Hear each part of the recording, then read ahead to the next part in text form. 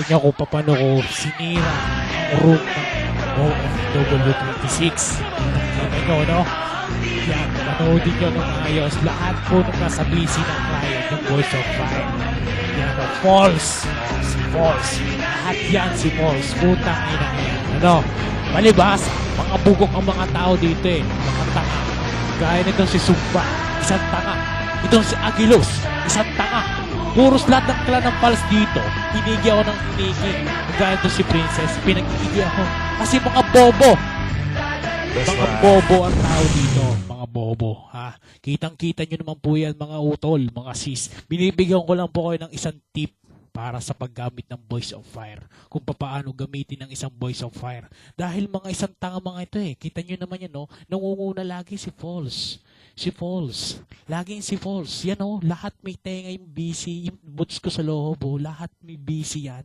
Yan o, nandyan, nakitang-kita. Itong si Sugba, isang bobo. Gusto lang sa type yan. Type lang ng type. Kanina pa. Guys, nasa loob na ako ng 2 oras dito, ha. Kanina pa dito, walang magawa mga buhaning inang ngayon. Putang ina. Itong si Kisman, isa rin tanga.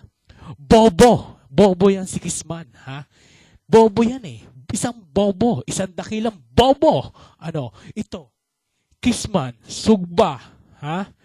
Agilus. Putang ina nyo! O, mga bobo! O, yan. Mga bobo.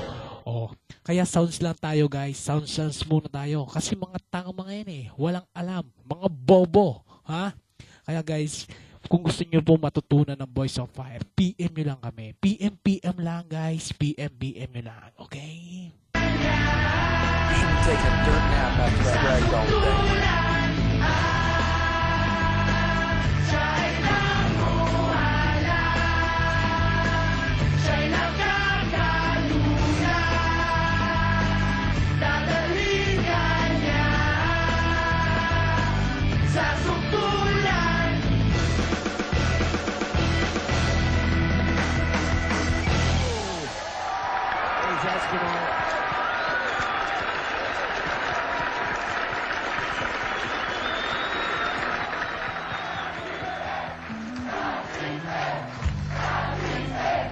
Gaya ng sinabi namin kanina sa petsang ito, March 6, eksaktong 1 taon na ang nakakalipas nang binalita namin sa lahat ang pinakamalungkot na araw sa 8 Bulaga.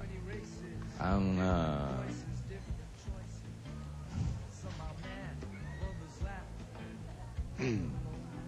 ito yung araw na nagpaalam tayo sa ating Dabarkad sa si Kiko Francis Magalona.